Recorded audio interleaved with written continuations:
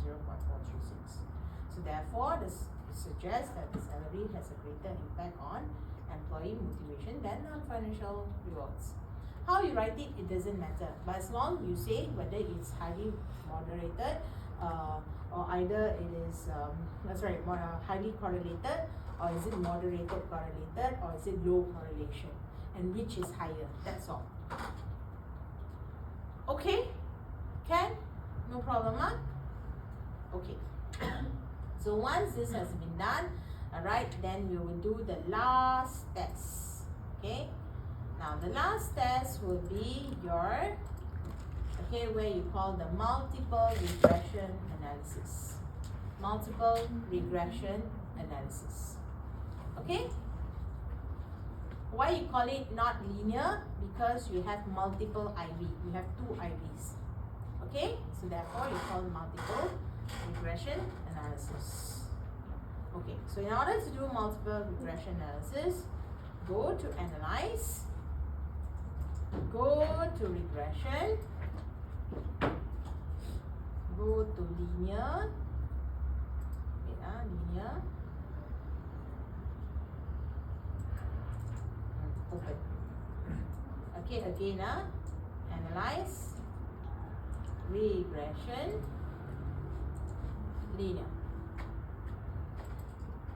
Okay, you get this linear regression box. Okay, all of y'all are good? Yeah. Right. Okay, then you can see this linear regression box. It says dependent variable, so you select the DV. Okay, then do the same for the IVs. Now this time you don't do one by one, okay, because you write independence. So all your independent variable. Okay, and so total POU, total PU, total TR, and total FI.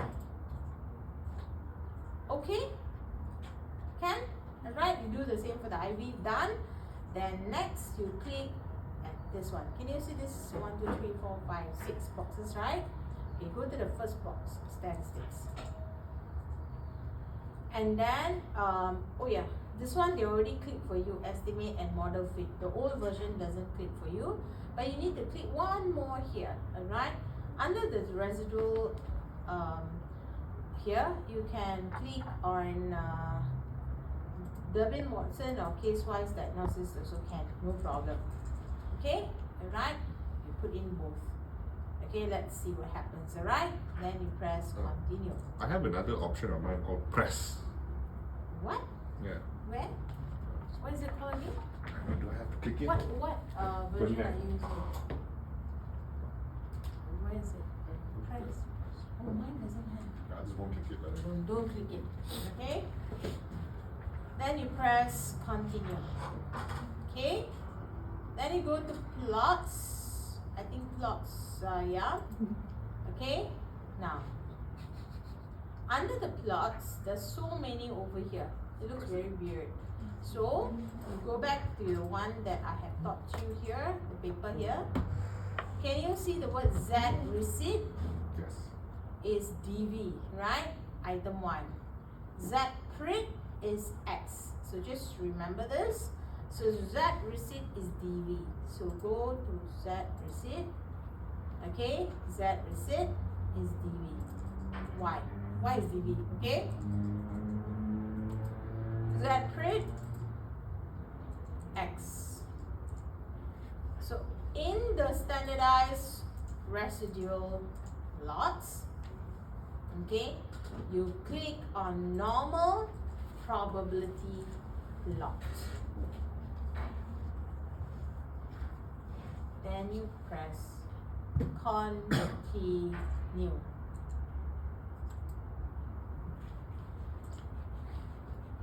Okay, so far, all of y'all? Yes. Then can you see the word save? Click save. And then you can see this linear regression save over here. Okay, Remember you asked me this question the other day. What is the thing down on the Mahalanobis? This is the one. Okay? You need to click under the distances Mahalanobis. Okay? This is to detect if there's any outlier cases. Alright? Can? Okay. Then you press continue. Okay? So once this has been done, I think that's all. Okay, let me check and see. No, it's already. Okay? Alright? That's all. Okay? Then you press OK.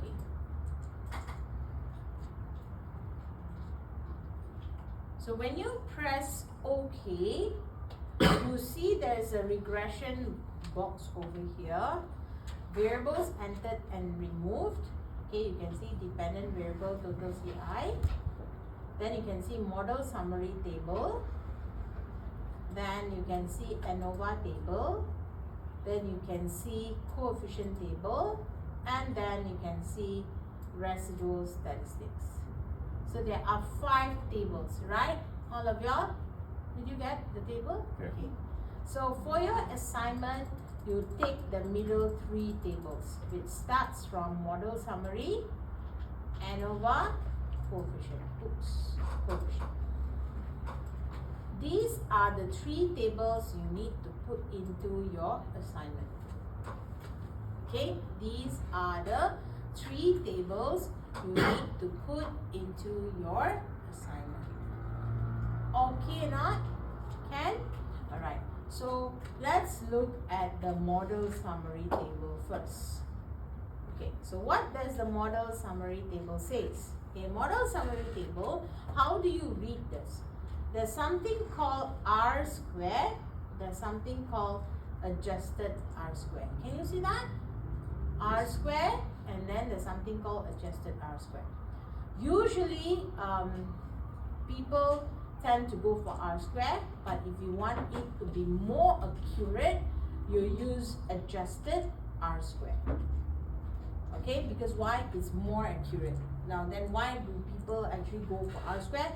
Because the numbering will be higher. Because the higher it is, the better the model it is. So they want to make it look nice in their paper, that's all. Okay, but adjusted R squared is more accurate. So you use adjusted R squared. So the adjusted R squared is 0.459. You change it to percentage. So when you change it to percentage, it becomes 0.459. Change it to percentage. How much is it? 45.9%. Understand? So it means that 45.9% of the total variance in DV is explained through the IV. Now earlier is each one by one, isn't it? Okay, but now you're totaling up all the IVs and you're putting into a model, your framework. So the whole IV only explains 45.9% through the IVs. So the IVs is only explained 45.9%. So which means 45.9% would be, so balance of 55 now, maybe 54.1%. Okay, so just put it 55. Alright, 55% of the DVs are from other factor. So it means your IV is not so good. There are some more IVs outside there which can explain the DV better. Understand or not? So it means if I want to tell you how much you know me, right? So if I were to take from any of y'all, say, or either my husband or my children or whatsoever, after giving them a test, I realize only 45.9% they can explain about me. They know about me.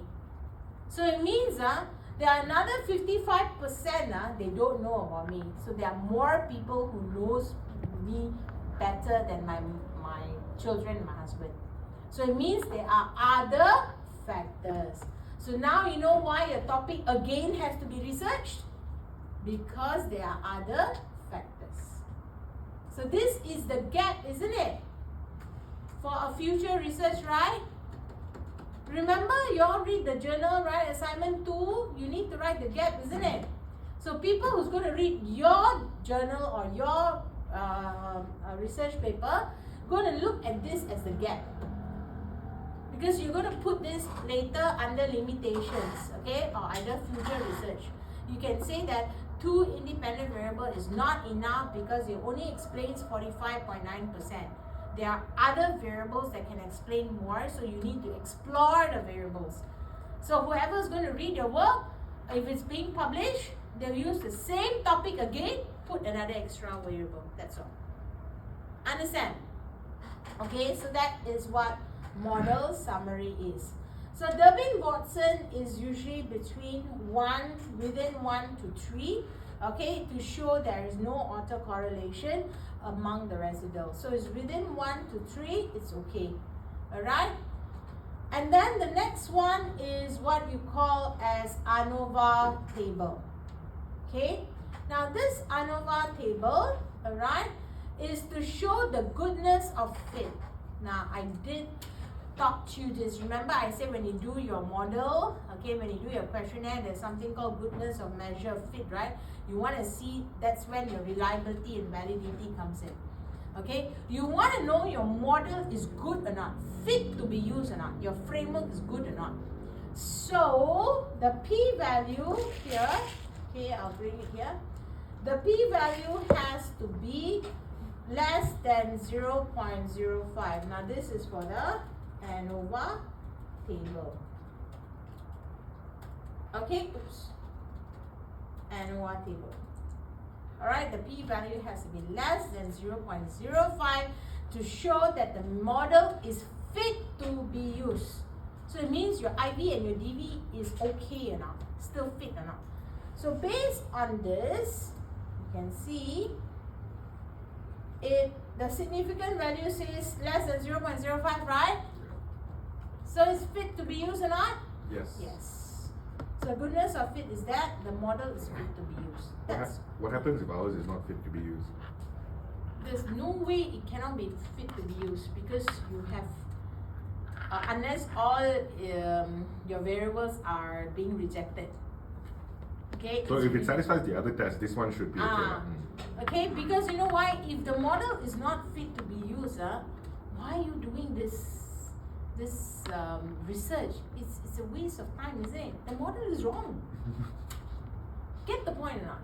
Okay, so most of the time, 99.9999%, the ANOVA will show that it is significant. Because if in your Viva, the moment you say a model is not fit to be used, the score is like, then why are you explaining the whole thing? You're teaching me something that is useless. Okay, you're explaining that. Alright? So that's all on the significant. Okay? Right. So here, I'll show you the sample. How the students have written. See, some students, what they do, they put all the 3 tables and then explain down. Some students, they'll put 1 table, then explanation, 1 table, explanation, 1 table, explanation. Up to you how you want to do it. Okay, so here 435. So 435 will be the 43.5% of the variables affect the dependent variable. Employee motivation can be explained by the independent variable of this research. Salary and non-financial rewards. Okay, alright. According to the adjusted R square value of 0.435 in the model above, okay, the remaining 56.5 being explained by variables not included in this research. In addition, the Durbin-Watson score 2.381 within the accepted range of 1 to 3, indicating that the model is acceptable. Okay, Ken? Right, let's see another student's work, yeah?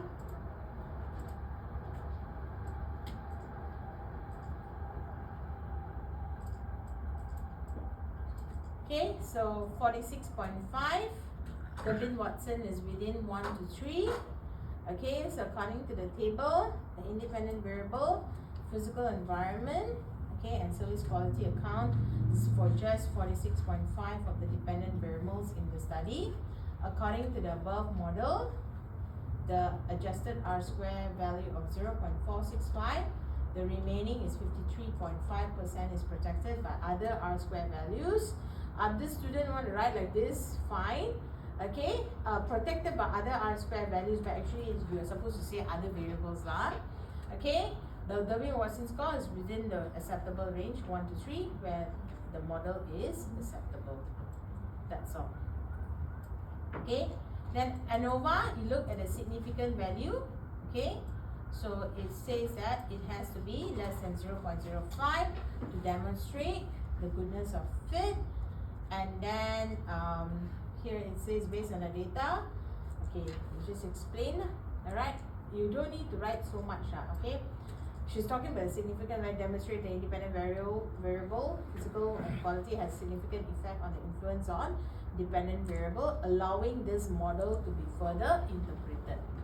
Okay, so this is a nicer way of writing it. Okay, she's explaining more. Okay, but if you want to make it simpler, okay, say that must be less than 0.05 to display goodness of fit. So the model is suitable for use. Okay, alright, indicating that the variables used in the study, namely salary, non-financial rewards, have a significant impact on the dependent variable of the employee motivation, thus indicating the model is fit for interpretation.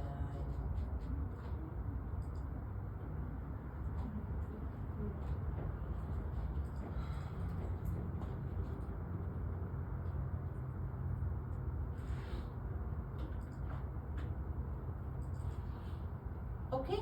Yes. Can? All of y'all? Alright. So now, before I go to the next test, the coefficient one. Okay, I'll just show you the coefficient first, then I give you all the grade. Okay, under the coefficient table, this is the most important table. Okay, most important table. So it says that, why I say this is most important, because this is the relationship between the IV and the DV.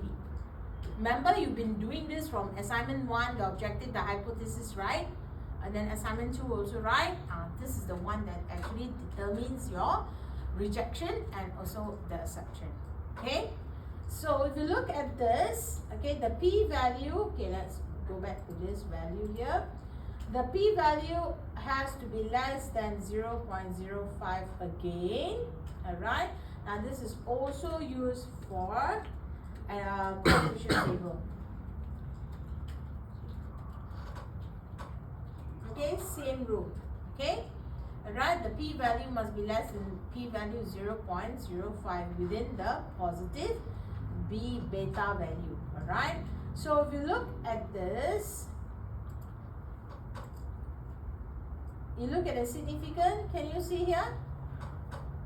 Can you see here? Alright? Now, so if you look at this, the new version will actually tell you this one. The p-value is less than 0.05. Which one is it? Total PU. Remember, there's no Pearson correlation. PU was the highest, right? But then, in the multiple regression, POU tak sempat. Okay? You couldn't. Alright? So therefore, only one is acceptable. The other three of, 1, 2, 3. 3 is not acceptable. So you just write that out? Yes. This is a FYP paper, so if 1 is accepted, 3 is not accepted, at least you got 1. But for your assignment, you only have 2 variables.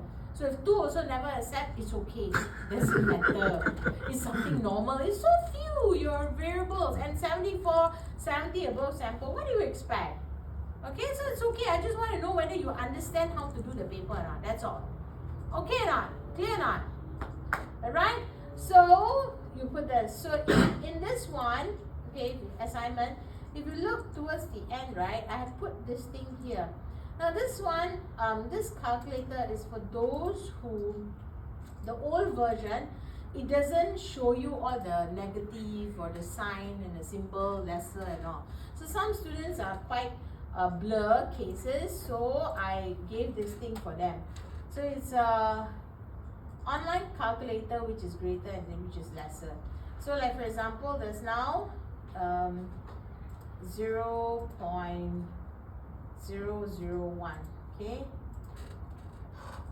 0.001, okay, 0.05, right? So solve. Lesser now. Okay, so this is how you know lah. Okay, so if you want to know whether this is accepted or rejected, okay, let's see the first one, 0.023. Put 0.023. So there's now less, right? Okay. Wait, 0. Wait a minute. 0.023. Oh, so wait a minute. We forgot one more here. It's lesser than 0.05, isn't it? We didn't realize this. Yes or not? Guys. 0.05 is 2 decimal. This is 0.2. 0.02, isn't it? Oh yeah, correct. I also overlooked. See, that is why we should have this calculator. So it showed less, isn't it? So remember just now in Pearson correlation it showed 2, isn't it? Yeah. So you see the assumption, okay, is correct. So this calculator will help you. Okay, let's try for the third one. Okay, 0.658. Okay, 0.658. Greater already. Okay, so this is to double check whether you did the right thing or the wrong one. Okay, so therefore you can see in this one, the output, total POU and total PU is accepted. The other two is rejected. Understand? Yes. So a hypothesis 1 is accepted for POU and PU. Your hypothesis 3 and 4 is rejected for this. Okay? Clear? And then the beta value, okay, you have to look at unstandardized beta. Can you see this? This is one of the famous questions for FYP. They always ask which beta did you use. Did you use standardized coefficient beta or unstandardized? So the answer is unstandardized beta value. Okay? So under unstandardized beta value, it doesn't matter if you have positive or negative here. Can you see that? It doesn't matter. Okay? The higher the B value, the rule is the higher the B value, the better the effect will be. So if you look at this, 0.507 is higher, right? The highest, right? The second highest is 0.228, isn't it? Yes or not? So what did I say? The higher the B value, the better the effect would be. See? So you can see based on this. Can. So your hypothesis, these two accepted, these two rejected. Okay, so I'll give you a 15 minutes break. Then we come back. I'll teach you one little more and then I'll do the explanation for you. Okay, can I? Alright? Okay, break.